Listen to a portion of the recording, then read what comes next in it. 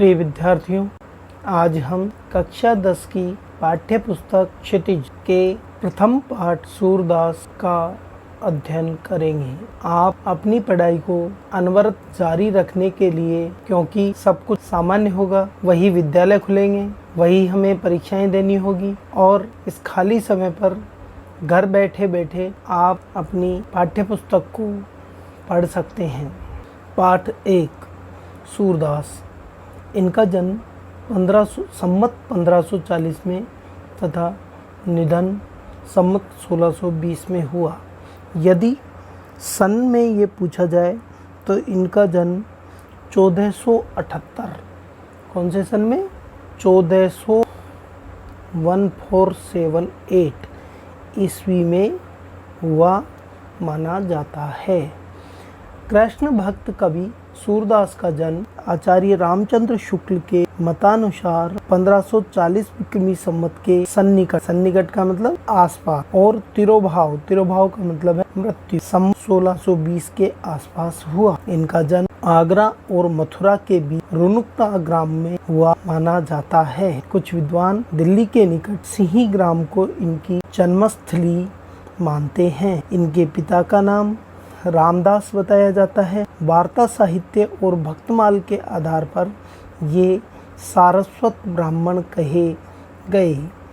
देखिए, ये जो वार्ता साहित्य है और भक्तमाल है, ये कवियों की परिचय की एक ग्रंथावली है।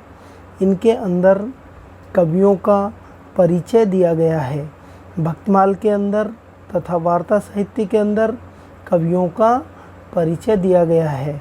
वार्ता साहित्य तो एक वंशावली है, कवियों की वंशावली, और भक्तमाल के अंदर भक्त कवियों की जीवन चरित्र को वर्णित किया गया है।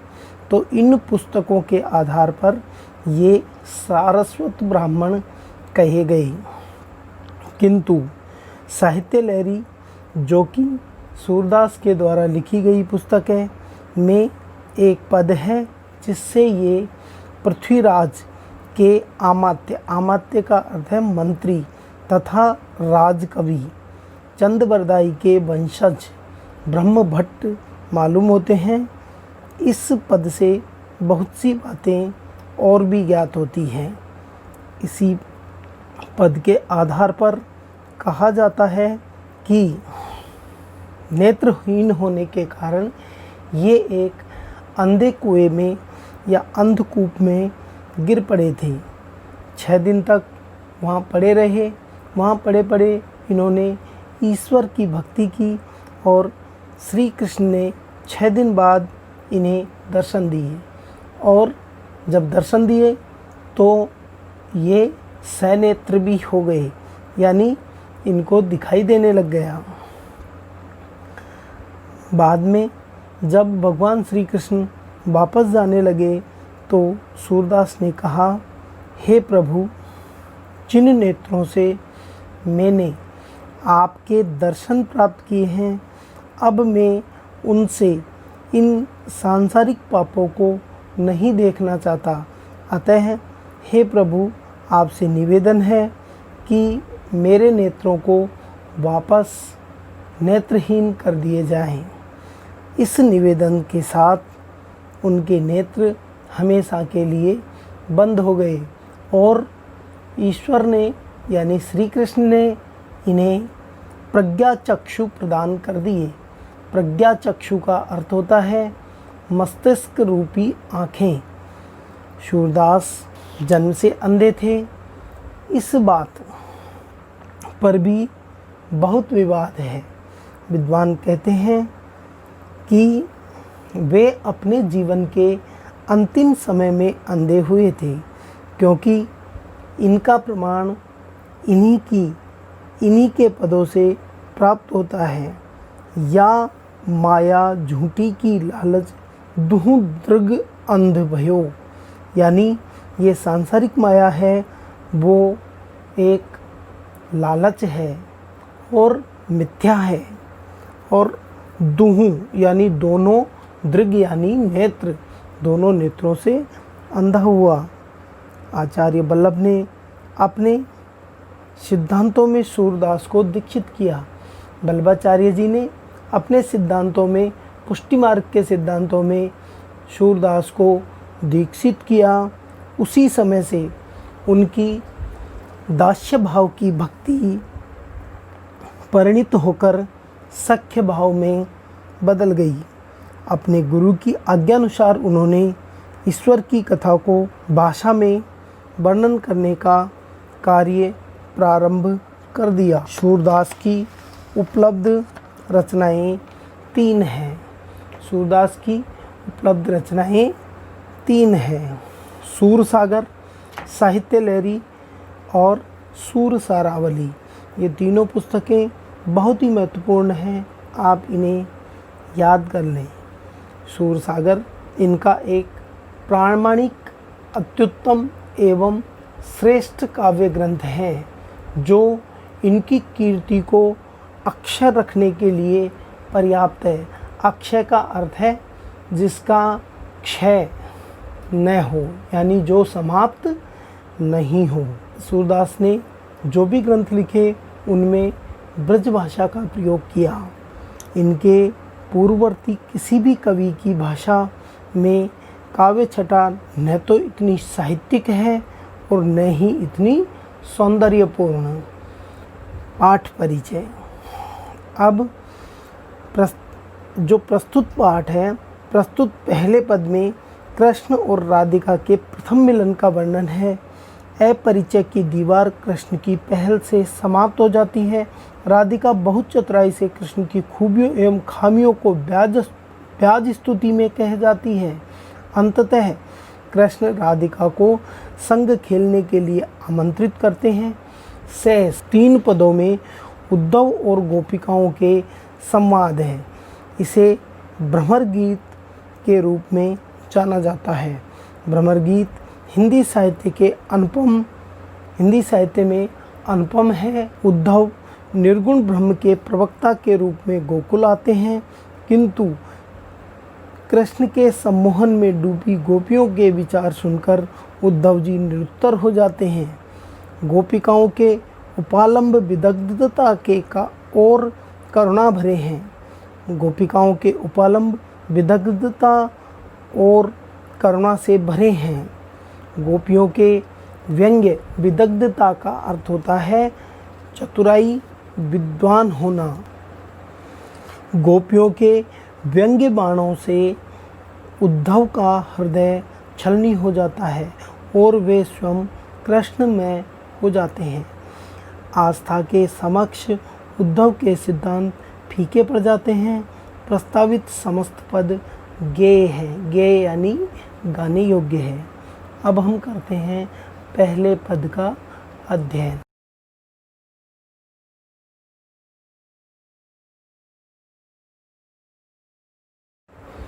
पहला पद पढ़िए। बूझत श्याम कौन तू गोरी, यानी श्याम श्री कृष्ण, गोरी राधे जी। देखिए, श्री कृष्ण का जो रंग था वो सांवला था, इसलिए उन्हें श्याम नाम से भी पुकारते हैं। और अपनी सख्य भाव की, यानी सूरदास श्री कृष्ण को अपना सखा समझते थे, इसलिए वो उसे श्याम शब्द से संबोधित करते हैं। हम हमारे मित्रों को कुछ भी कह देते हैं ना, कोई भी नाम रख देते हैं, तो इसी तरह उन्होंने अपने आराध्य श्री कृष्ण को अपना मित्र समझते हुए श्याम नाम रखा। तो बूझत श्याम कौन तू गोरी। जब देखिए, वह ये था कि राधे जी एक बार ब्रज क्षेत्र में आई थी। उन्हें देखकर श्री कृष्ण उन्हें देखते ही रह गए और देखते देखते उनके पास जाते हैं। एक दूसरे को दोनों देख रहे हैं, और जब दोनों एक दूसरे से कोई बात नहीं कर पाते क्योंकि पहली बार मिले थे, तो जिस प्रकार की लड़का पहल करता है उसी तरह से कृष्ण ने पूछा कि हे गौरी, आप कौन हो, कहाँ रहती हो, काकी है बेटी और किसके आप पुत्री हो, देखी नहीं कबहूँ ब्रज खोरी। मैंने आपको कभी इस ब्रज क्षेत्र में नहीं देखा है। आप कहाँ से आई हो, किसकी बेटी हो, और कभी आपको इस हमारे ब्रज क्षेत्र में मैंने नहीं देखा है। काहे को हम ब्रज तन आवती, जब राधे जी उनसे कहती है कि भला हम इस ब्रज में आने की हमें क्या आवश्यकता है। खेलत रहते आपनी पोरी, मैं तो अपने द्वार पर ही खेलती रहती हूँ। पोरी, पोरी का अर्थ होता है कि द्वार पर खेलने का जो बच्चों का स्थान होता है उसे हम कहते हैं पोरी। तो हम तो मेरे द्वार पर ही खेलती रहती हैं। हाँ, सुनत रहती श्रवणनी नंद ढोटा, और हम वहाँ अपने इन कानों से ये अवश्य सुनते हैं कि यहाँ कोई नंद जी का लड़का है। करत फिरत माखन दधी चोरी, यानी वह माखन और दही की चोरी करता फिरता है, यानी इधर उधर से चोरी करता रहता है। तुमरो कहा चोरी हम ले हैं। इतने में श्री कृष्ण सक पका जाते हैं और फिर अपने आप को संभालते हुए वो कहते हैं कि तुमरो कहा चोरी हम ले हैं। हे गौरी, हमने तुम्हारा क्या चुराया है? हमने तुम्हारा क्या चुराया है? हम चोर सही, पर आपका क्या चुरा लेंगे? आपके पास तो माखन भी नहीं है और दही भी नहीं है। खेलन चलो संग मिली जोरी, और अब इन सब बातों को भूलो और हमारे साथ जोड़ी बनाकर तुम खेलने चलो, हम साथ साथ खेलेंगे। सूरदास प्रभु रसिक शिरोमणि, और इस बात को सूरदास जी कहते हैं कि प्रभु श्री कृष्ण बड़े ही रसिक हैं। उनको मीठी मीठी बातें करने आती है। बातनी भुरई राधिका भोरी, यानी भोली भाली राधिका जी को अपनी बातों से उन्होंने बना लिया है और उनको बहकाकर साथ साथ खेलने के लिए तैयार कर लिया है। तो इस प्रकार श्री कृष्ण अपने वाक चातुर्य से भोली भाली राधिका को अपनी जो बात है उसका जवाब बिना सुने ही खेलने के लिए तैयार कर लेते हैं।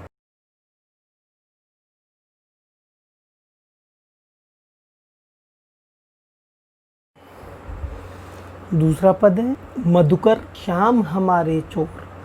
इसमें गोपिका उद्धव से वार्तालाप के समय कह रही है कि क्या कह रही है कि मधुकर श्याम हमारे चोर। हे मधुकर, मधुकर का अर्थ होता है भौरा। अब गोपिकाएं उद्धव जी को भौरा कहती है। भौरा कहकर संबोधित क्यों करती है? क्योंकि उद्धव जी का रंग सांवला था और वो भौरे के समान, भौरा होता है जो लकड़ी में काटता रहता है ना, उस भौरे के समान काला रंग था। तो मधुकर इसलिए कहकर संबोधित करती है। मधुकर श्याम हमारे चोर, जो श्री कृष्ण है वो हमारे चोर हैं, उन्होंने हमारी चोरी की है। मन हरि लियो तनिक चित्त मन में, यानी वो जो है उन्होंने अपने चंचल नेत्रों के कोनों से अपनी तनिक सी यानी थोड़ी सी दृष्टि डालकर हमारे मन को चुरा लिया है। मन हरि लियो तनिक चितवन में चपल नैन की कोर, अपने चंचल नैनों की कोरों से तनिक दृष्टि डालकर हमारे मन को चुरा लिया है। पकड़े होते हृदय और अंतर प्रेम प्रीति की जोर, हमने अपनी प्रीति और अनुराग के बल पर उन्हें अपने हृदय में बंदी बना लिया है। पकड़े हुए थे, हमने बंदी बना लिए थे उनको, लेकिन गए छड़ाई तोरी सब बंधन, वो सारे बंधनों को तोड़कर और छुड़ाकर ऐसे चले गए हैं। दे गए हंसनी अकोर, और हमें क्या दे गए? हंसी का पात्र बनाकर छोड़ गए हैं। यानी हमने उसको अपने प्रेम के प्रीति के अनुराग के बल पर बांध रखा था, लेकिन वो सारे बंधनों को तोड़कर यहाँ से निकल गए और वह अपनी मनमोहनी हंसी को देकर, क्या रिश्वत देकर और हमें असावधान कर बनाकर, यानी अपने हमारे हृदय से के सारे बंधनों को तोड़कर वो चले गए हैं। चौंक की परी जागत निशिवीति, यानी इस कपट की जैसे ही हमें सूचना मिली तो हम रात्रि समाप्त होने पर जब जगे तो दूत मिलो एक भोर, और एक भोरे के रूप में उनका एक दूत मिला। सूरदास प्रभु सब रस लूट्यो, यानी सूरदास जी कहते हैं कि रस लूट कर और वो चला गया है। नागर नवल किशोर, नागर का अर्थ होता है चतुर, नवल का होता है नया और किशोर का अर्थ होता है युवा। वह चतुर युवक यानी यहाँ से सारे रस को लूट कर चला गया है। तो इस प्रकार से हम दूसरे पद का अर्थ, इस पद की भाषा में लक्षणा शब्द शक्ति है, व्यंग्य का सौंदर्य है, प्रतीकात्मक एवं व्यंग्यात्मक शैली में ये लिखा गया है। कोमल भावनाएं और वियोग वेदनाओं की अनुभूति इसके अंदर हुई है तथा अनुप्रास और रूपक अलंकारों का इसमें प्रयोग हुआ है। चलिए अगला पद लेते हैं।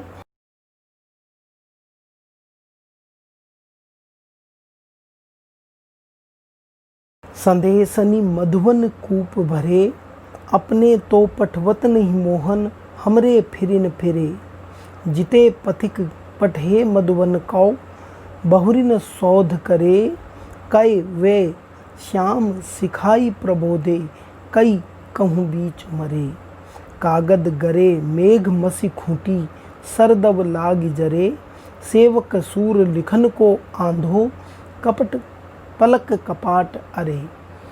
तो देखिए, संदेशनी मधुवन कूप भरे, यानी गोपिकाएं उस उद्धव से अपने प्रति हुए उपेक्षापूर्ण व्यवहार पर चोट करते हुए कह रही है कि हमने इतने सारे संदेशे, इतने सारे पत्र कृष्ण को भेजे थे कि मधुवन कहा गया मथुरा के लिए, कूप यानी कुएं, सारे कुएं भर गए होंगे। अब कुएं कैसे भर गए होंगे? क्योंकि वो कृष्ण न तो कोई जवाब भेजता है और न ही उनको पढ़ता है। इसका मतलब वो उनको कुओं में फेंक देता है। और हमने इतने सारे पत्र भेज दिए कि मथुरा के सारे कुएं किससे भर गए होंगे? हमारे द्वारा भेजे गए पत्रों से भर गए होंगे। अपने तो पठवत नहीं मोहन, यानी वह अपने तो कोई संदेश यहाँ पर पठवत यानी भेजते नहीं हैं, और हमरे फिरी न फिरे, और हमारे जो पत्र जाते हैं उसके लिए कोई जवाबी पत्र भी लौटकर वापस नहीं आता है। जिते पथिक पठे मधुवन को, और जितने भी पथिक यानी राहगीर मधुवन मथुरा की तरफ भेजे थे, बहुरी ने शोध करे, वो वापस नहीं आए, यानी इस तरफ हमारी तरफ की कोई सुध ही नहीं लेते हैं। कह वे श्याम सिखाई प्रबोधे, या तो कह वे, कह यानी या तो वे श्याम कृष्ण के सिखाने के कारण, प्रबोधे यानी वश में, वो उनके सिखाने से वश में हो जाते हैं। के कहूँ बीच मरे, या फिर वे कहीं बीच में ही मर जाते हैं। कागद गरे मेघ मसी खूंटी, तो क्या हो गया वहाँ पर? क्या सारे कागज पानी में गल गए हैं? मेघ मसी खूंटी, और यानी कागद गरे मेघ, यानी बरसात हुई थी उसमें सारे कागज गल गए।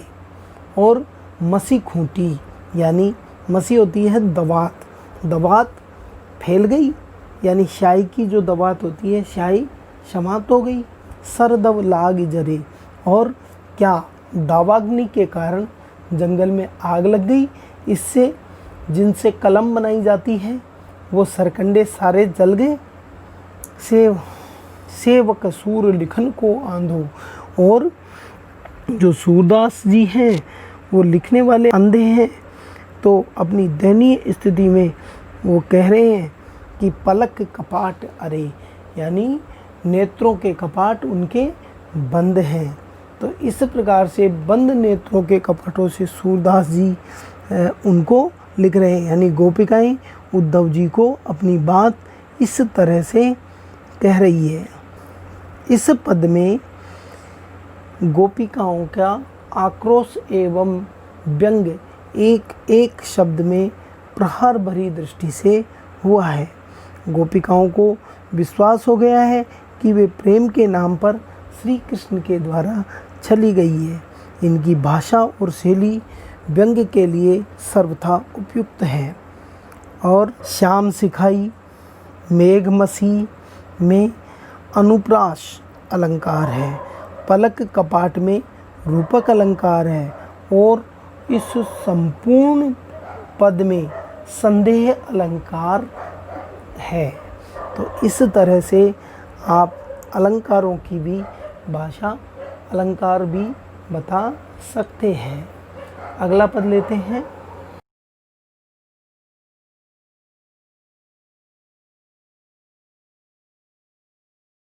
उधो मन माने की बात, दाख छुहारा छाड़ी अमृत फल, विष की रा विष खात, जो चकोर को देई कपूर को तज अंगार अघात, मधुप करत घर फोर काठ मई, बंदत कमल के पात, जो पतंग हित जान आपनो दीपक सो लपटात, सूरदास जा को मन जासो सोई ताहि सुहात।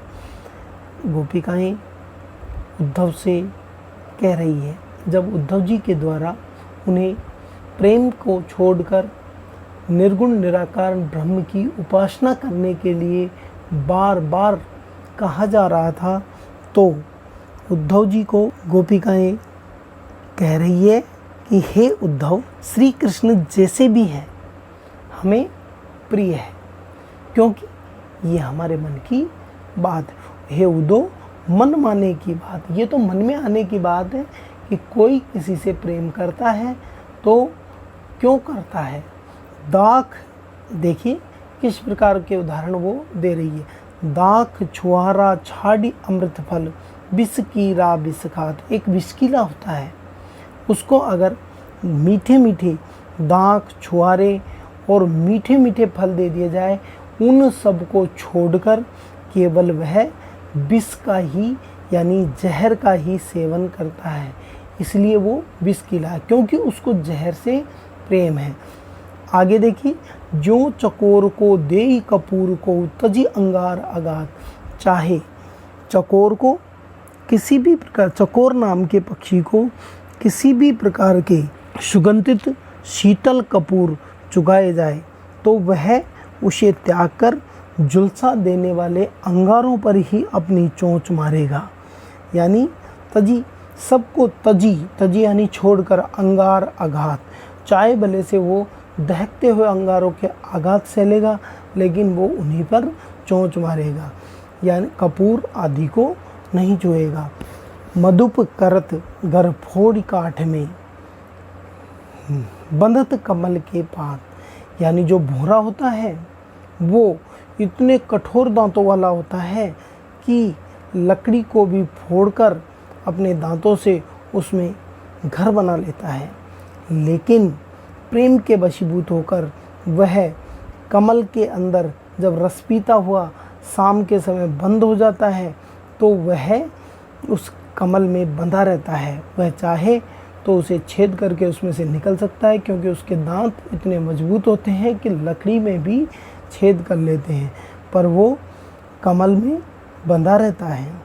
जो पतंग हित जानी आपनो दीपक सो लपटात, और जो पतंगा होता है वो उसे पता है कि मैं दीपक में जाऊंगा, दीपक के साथ जाऊंगा तो अपने आप को नष्ट कर लूँगा, लेकिन वह पतंगा बार बार दीपक के पास ही जाता है, चाहे इसमें उसकी मृत्यु भी हो जाती है।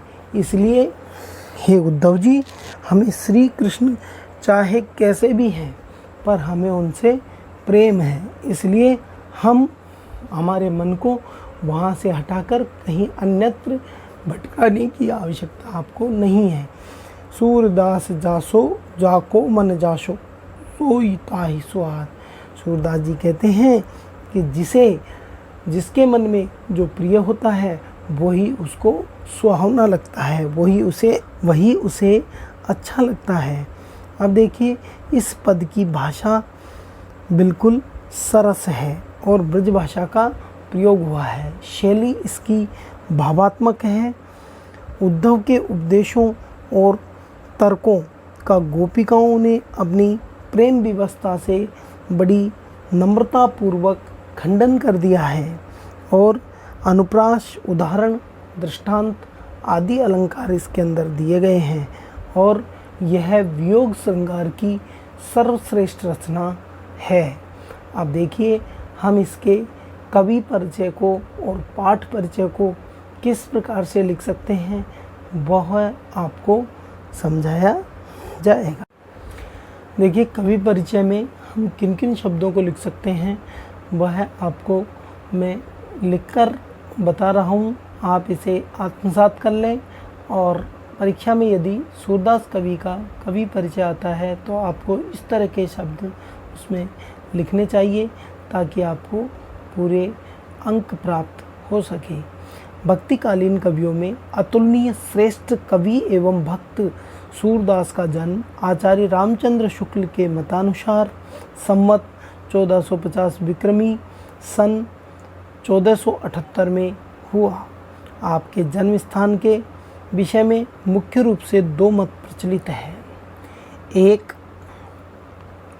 मत आपका जन्म आगरा एवं मथुरा के मध्य रुनुकता में हुआ मानते हैं और दूसरे मत के अनुसार दिल्ली के निकट सिंही ग्राम में हुआ स्वीकारते हैं। वार्ता साहित्य एवं भक्तमाल ग्रंथों के अनुसार आपका जन्म सारस्वत ब्राह्मण परिवार में रामदास जी के घर हुआ, किंतु आपके ग्रंथ साहित्य लहरी के एक पद के अनुसार आप पृथ्वीराज के आमात्य चंद्रवरदाई के वंशज होने के कारण ब्रह्म भट्ट माने गए हैं।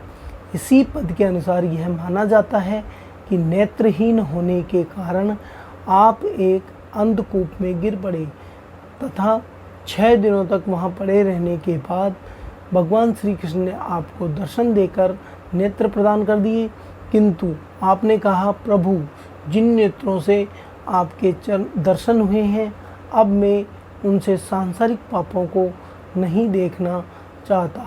अतः इस निवेदन के कारण आपके नेत्र सदा के लिए बंद हो गए तथा आपको प्रज्ञा चक्षु प्राप्त हो गए। सूरदास का जन्मांध होना भी विवादास्पद है। कुछ विद्वान आपको जन्मांध तथा कुछ बाद में अंधा हुआ मानते हैं। सूरदास श्री कृष्ण की दास्य भाव से भक्ति किया करते थे, किंतु अपने गुरु बल्लभाचार्य जी से दीक्षित होकर उनके आदेशानुसार सख्य भाव की भक्ति में परिणित हो गए। आपकी 3 रचनाएं उपलब्ध हैं, सूरसागर, साहित्य लहरी एवं सूरसारावली। इनमें सूरसागर सबसे प्रामाणिक, अत्युत्तम तथा श्रेष्ठ काव्य है। आपने अपने ग्रंथों में ब्रजभाषा का प्रयोग किया है। आपका तिरोभाव संवत 1620 के आसपास मथुरा के निकट पारसोली नामक ग्राम में हुआ। आचार्य शुक्ल ने आपको वात्सल्य रस का सम्राट कहा है और विट्ठलनाथ जी ने आपको पुष्टि मार्ग का जहाज कहा है। पाठ परिचय। प्रस्तुत पाठ में संकलित चारों पद सूरदास के भ्रमर गीत प्रसंग से अवतरित किए गए हैं। भ्रमर गीत सूरसागर का ही अंश है। इसका आधार तथा उपजीव्य ग्रंथ भागवत पुराण है। यह भागवत पुराण के 10वें स्कंद के 46वें अध्याय से लिया गया है। प्रथम पद में राधा कृष्ण के प्रथम मिलन का वर्णन है तथा शेष 3 पदों में उद्धव एवं गोपिकाओं के संवाद है। प्रस्तुत सभी पद गेय हैं। इस प्रकार से आपको पाठ्य परिचय एवं कवि परिचय तैयार करके लिखना चाहिए। आप इनका अपनी नोटबुक में नोट करें तथा प्रश्नोत्तर पढ़ें। आपको अगले वीडियो में इसके सभी प्रश्नोत्तर सॉल्व करवा दिए जाएंगे। एक बार आप स्वयं अपना होमवर्क कॉपी में यही करेंगे, कवि परिचय एवं पाठ परिचय को अपनी कॉपी में नोट करेंगे।